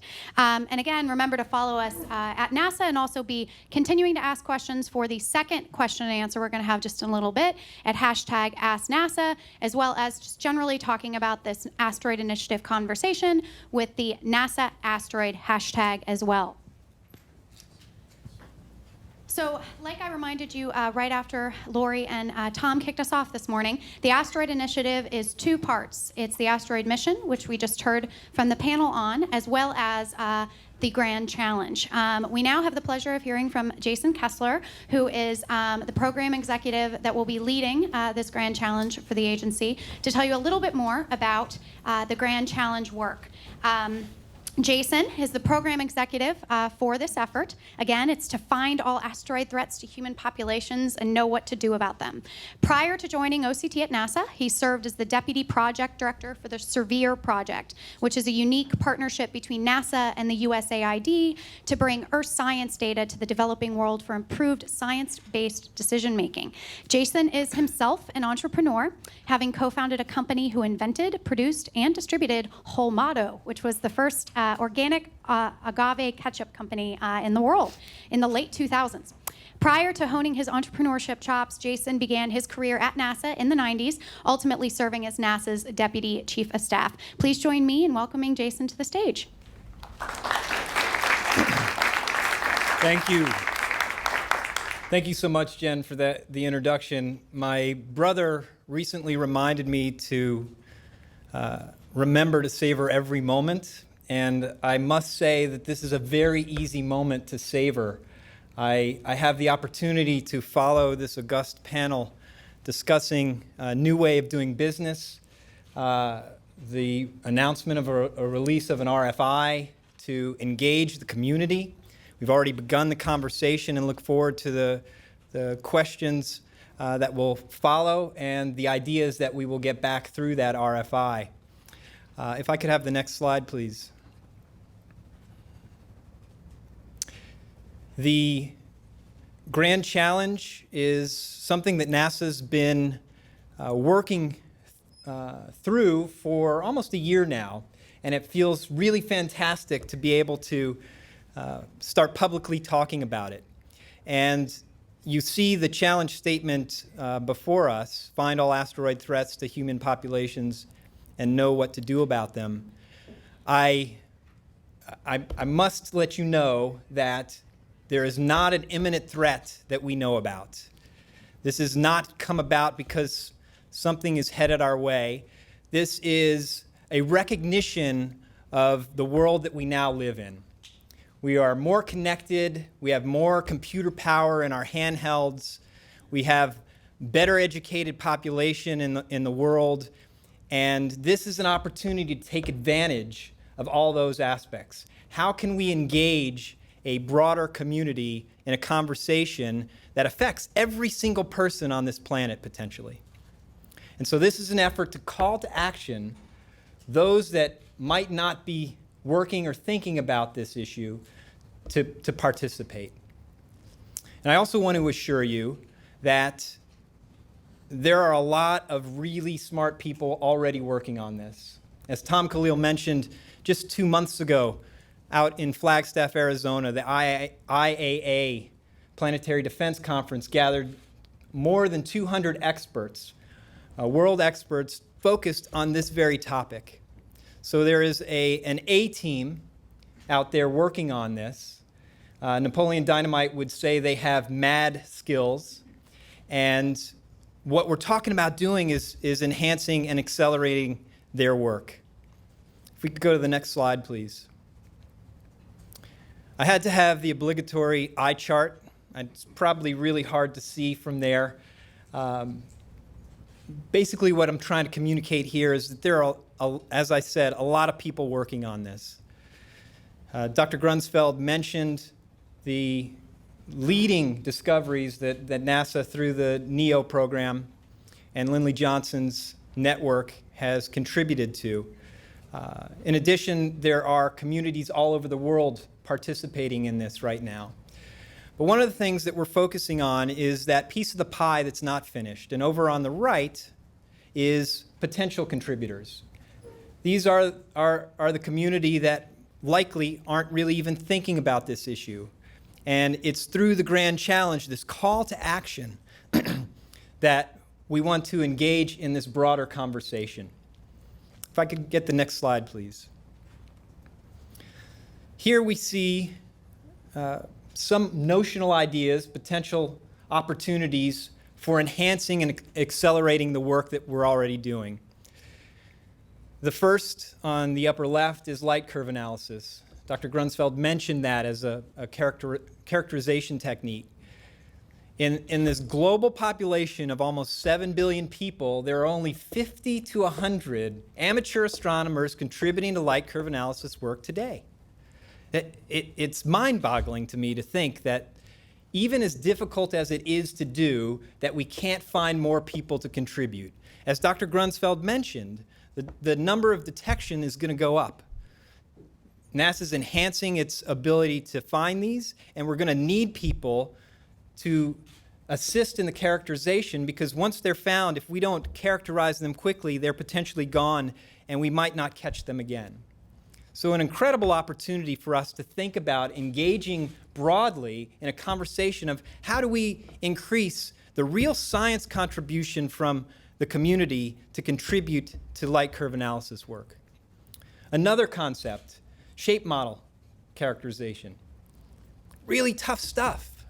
But we have, again, an enormous wealth of brain power and connectivity now that would likely be able to help us improve that as well. And then finally, space-based observation. I think everybody recognizes that to get to the next level, we really need to get off of planet Earth to continue the search. Because again, as Dr. Grunsfeld chart shows, we've done a very good job on the big ones. It's the smaller ones that do have some potential threat that we have a lot of work yet to do. There are a lot of people. You can see the enhancement in that bottom circle, a lot of potential opportunity in partnership and leveraging through a space-based observation effort. I'm going to next talk about 4 examples that NASA has utilized effectively in terms of engaging the public. And these are some ideas of how this grand challenge might work. If I could get the next slide, please. Public-private partnership. An amazing opportunity to be able to leverage the work that already exists. We have a non-reimbursable Space Act agreement with B612, a really exciting nonprofit raising private funds to send an infrared telescope into Venus-like orbit to dramatically increase the number of discoveries. This is an example of a mechanism that NASA has at its fingertips that we look to hopefully utilize in other aspects of this challenge. Next slide, please. Prizes were mentioned. NASA has a tremendous history of utilizing prizes as a way of incentivizing new thinking, engaging a new community. Here we have the level 1 winners from just a couple of weeks ago on the robot sample return. This is an opportunity to engage a community that isn't necessarily working on this, incentivizing them to bring their brain power and commitment to help us with work that we need done.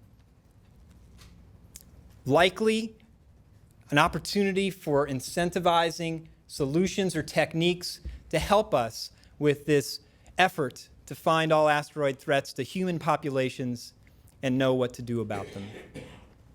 Next slide, please. Crowdsourcing. The Zooniverse folks have shown the tremendous success that reaching out to the broader community can bring to processing huge data sets.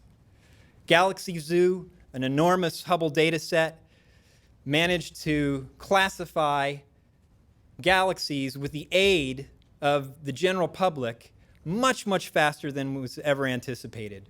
We have a large data set already associated with asteroids.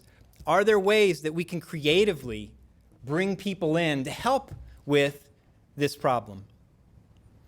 And next slide. Citizen science.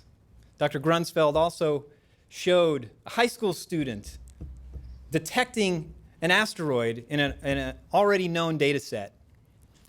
Lori Garver mentioned the Operation Moonwatch, which predates NASA. Here we see gentlemen from South Africa that were pulled into that effort. This is truly a global issue. This is going to require the best from everyone around the globe, And citizen science is likely a really fantastic way to engage and provide meaningful content to solving this problem. Next slide, please. And as was mentioned before, there'll be an RFI released. We're asking for ideas. How can we improve, accelerate, and enhance the work that we're already doing? This is an opportunity for every single person in the room and online watching to think about what they can do or their network, because this is about connecting across a vast population to start focusing and addressing this very, very important issue. Its international aspects cannot be understated, and in fact, Charlie Bolden is in Vienna at the UN COPUOS this week, talking with our partners. And for me, I think one of the most exciting opportunities that we can see here in this initiative is that it brings together this grand challenge effort where we're really reaching out through participatory engagement to engage a broader audience to assist with accelerating our planetary defense efforts, and an asteroid redirect mission, bringing together these three mission directorates in a way that we haven't done before, and where that overlap in terms of engaging the community. I think this is an incredible example today of what we're talking about here. And in closing, I was a fortunate child to have lived not too far from the Museum of Natural History in New York City and spent a lot of weekends there. I think one of the researchers at the museum noticed and invited me back into a lab, and it happened to be the place that I spent most of my time, and that was in the dinosaur hall. And I think, like most kids, I was utterly fascinated by these wild, magical beasts. And when I was back in that lab, I was handed a fossilized piece of dinosaur bone. And I didn't, I think, have the capacity to really connect to the meaning of that. But as I stand here before you and I think about the opportunity that we have as a population to truly take control of our own fate and figure out how we can come together to address such a problem, that we do have the ability to prove that we are smarter than the dinosaurs and take control of our own fate. And so with that, I will close and welcome any questions about how this new way of doing business might work. Let's give him a round of applause.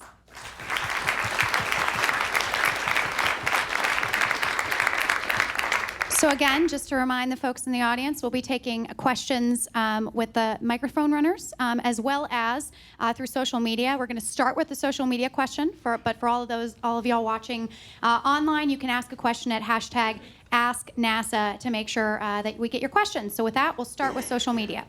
All right, our first question is, how will you engage international collaborators, and do you have plans for education?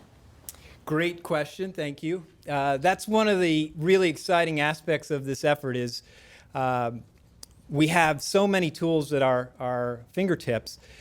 In terms of international collaboration, as was mentioned first by Gerst, the RFI is being released and it's open to everyone. The opportunity there is, and one of the questions that we're asking is, how can we do this better? How can we engage you? The question earlier about people and hackers that don't necessarily know about RFIs, we need help in figuring out how best to reach out. We've got some ideas, but our ideas aren't going to be the best. And so this is a new way for us to move forward, and we'd appreciate your input in that. In terms of education, I mentioned the light curve work, and our goal is to increase from the 50 to 100 amateur astronomers that are contributing to that analysis. How exciting would it be if we could engage university programs where students are already working in that field to see if we can have them work on projects to study and develop light curves, because it could be research for them to apply to their degrees and provide us valuable data as we move forward. So that's just one idea for engaging the educational community. Harold Reitzema, B612 Foundation. I would like to emphasize just how grand the grand challenge is to find all of the potentially threatening asteroids out there. Right now, we have found about 10,000 out of approximately 500,000 to 1 million of these objects. And we find about 1,000 a year at the current rate. For instance, SpaceX at the WISE Observatory found 129 of these in a year. And so the grand part of this challenge is to increase that detection rate from 1,000 a year to something like 100,000 a year, so that we complete the survey and achieve that all level in a realistic time frame. Thanks so much, Harold. I think part of why I get so excited about this call to action and the social movement really that we're trying to create is that that's a conversation that needs to be had. We need people to recognize what we're trying to do and get the best ideas in how to do that. So sparking that conversation is exactly what this is about. And thank you for asking, because it needs to be out there in the public domain. Okay, and Jason, I think it'd be great too if we could address the question that was previously asked by James. So do you remember, would you like me to get him to re-ask it? If you could re-ask it, please. I will run right back over there. You just mentioned it, but my question was about citizen scientists that aren't directly involved with NASA. How is it that we get information about what to do next? Like, I've been in contact with the team that I worked with during the Space Apps Challenge hackathon, and everybody is unbelievably excited about this. It's a bunch of people who, much like you, spent their youths in planetariums and dinosaur halls, and glaring at beautiful images being returned from the Hubble and all of NASA's different space missions. And now everybody's chomping at the bit to do something that they didn't realize they were capable of doing. And it's been this kind of amazing, transformative experience for a lot of the people involved. And we really want to do something. We really want to put our small mark on this project. And even if I were to take a look at the RFI, I'm not sure I'd know what I was looking at. So, so any help with that would be incredible. And I also want to really encourage NASA to continue these community outreach programs. Like, you have no idea how this changes people's lives, especially young people that came to this hackathon who have never been told that they're capable of doing this. A lot of there were young kids from a few inner city schools around Manhattan that participated, and these kids blew my mind. I mean, we had people building software that could do things that nobody would assume these young kids could do, and so that was both a question, I think, and a statement, but in there somewhere is information. Well, appreciate the statement. It's great validation for something I think the agency strongly believes in.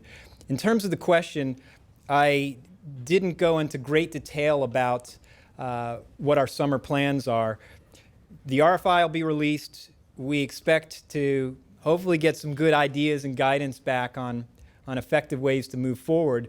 We also anticipate initiating some digital brainstorming sessions. We found those to be quite effective in the past. And all of this summer planning will lead up to a fall workshop where we want to build some tracks based on the input that we're getting to develop a pathway, an implementation plan on how to approach this issue by recognizing where we are right now, where we're trying to get to, and what are the steps we need to take in between to make that possible. And so the RFI is our first step. I would guide you, I think, well, it's off the screen now, but nasa.gov/asteroid initiative will be the easiest way to find material. And there'll be information on the digital brainstorms. There'll be information on the fall workshop. And so that's probably the best way for us at this point to stay connected.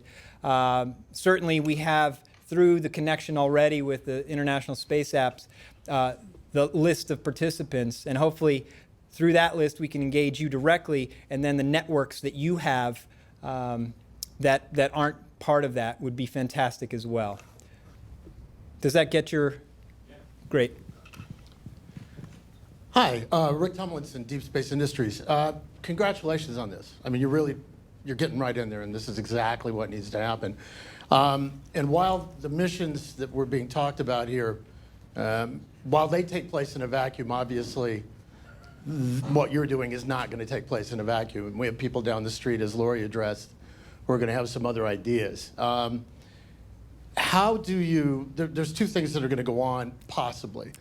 People are going to attack the budget. They're going to try and chop it down. They're going to say you have to do these other things first before you do this, et cetera, et cetera. And what that's going to mean in the ears of a lot of people in the agency in particular is this is going to chew away at my slice of the pie.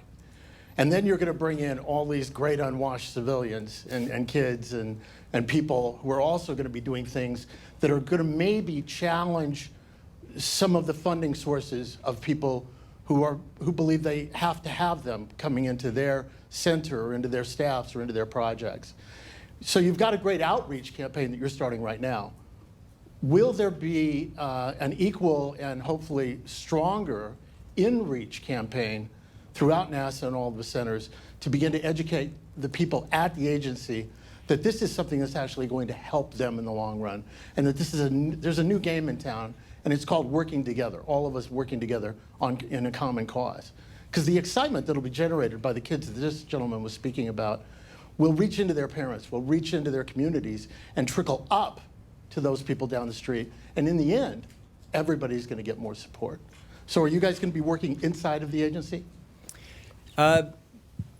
Absolutely intend to work with inside the agency. The recognition that we have such an incredibly smart, bright, committed workforce that it would be foolish of us not to do so. And one of the first steps for us is exactly that, to reach out to all the centers. Centers have, I've worked at 2 centers, they all have different cultures. We're going to need to figure out how to engage with each center appropriately, but from what we've already discussed, there is a tremendous amount of interest in this, and really look forward to the great partnership internally that we are going to have as we move forward with our planning. Rick, if I could comment to your question. We've already started that process. I will tell you that, to Jason's comment, our teams are pretty excited about this, and they're actually pinging us about how do we get involved. Some of them were even surprised we put NASA centers on the RFI, that the NASA centers could even submit in there, because we have had a small team working this, and we want to take advantage of all those ideas as well. So our goal here is a change in, I mean, just today to me is a change in how we're doing this. And so we're rolling this out in a way to try to explain to our team that there are other ideas out there. Let's make sure we know what they are before we go in. But we even have that internal. That's an internal cultural issue we're dealing with as well in the agency, and our teams are excited. We've had, during the budget rollout briefings where me and Lori and Charlie have gone out, I mean, it's just, it's totally different than what it's been in a long time. People are coming up to us telling us what they want to do, how they want to do it, and this is going to be the challenge for us. The 4 of us are going to have to deal with all these ideas and ultimately decide on something. And that's going to be a challenge as we move forward. But as long as we always have that future piece in our head, is look, we're all trying to just keep exploring. That's what we're trying to do. And as long as what we're doing and all the pieces that we're doing, whether we're worried about protecting the planet or planetary defense, or whether we're trying to ultimately get people further than we've ever taken before, that's got to be our big litmus test. It's the gate everything has to pass through. And most of our teams are, I mean, I would say there's nothing, as I like to say, there's nothing malicious. Everybody just wants to help. And so we're trying to get all those ideas in before we get completely baked. But it is a cultural thing. We recognize that, and we're already starting to work that internally.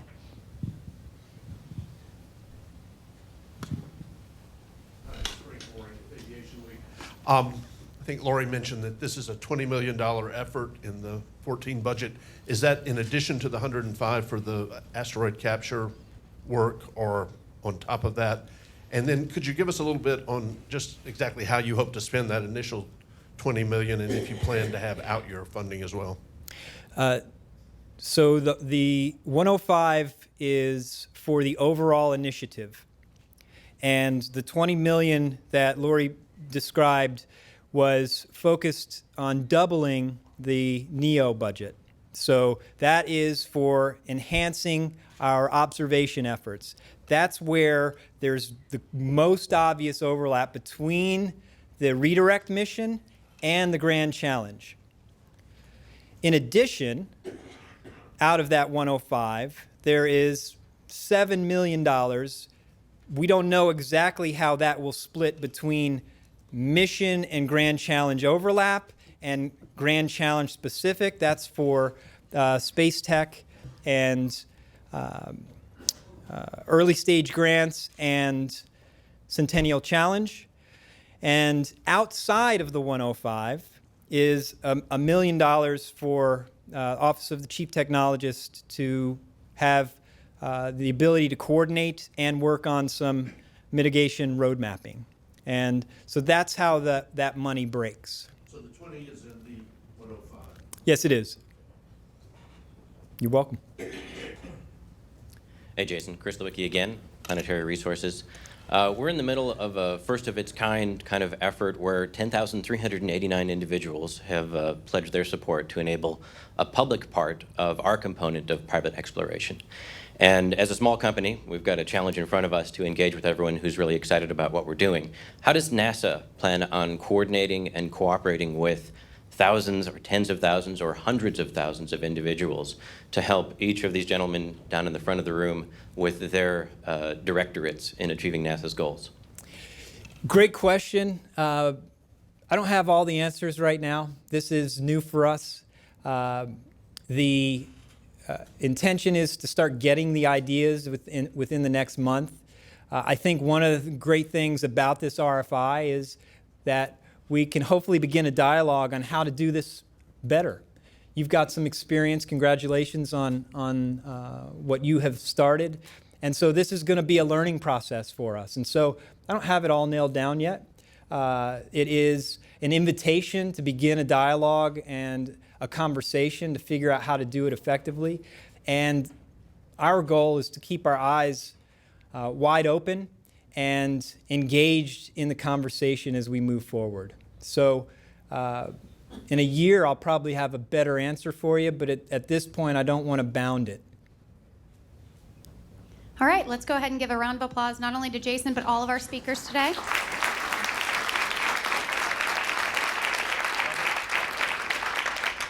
We want to thank you all for joining us both in person today for this event, as well as online, following on the Ustream channel for the Asteroid Initiative Partner and Industry Day.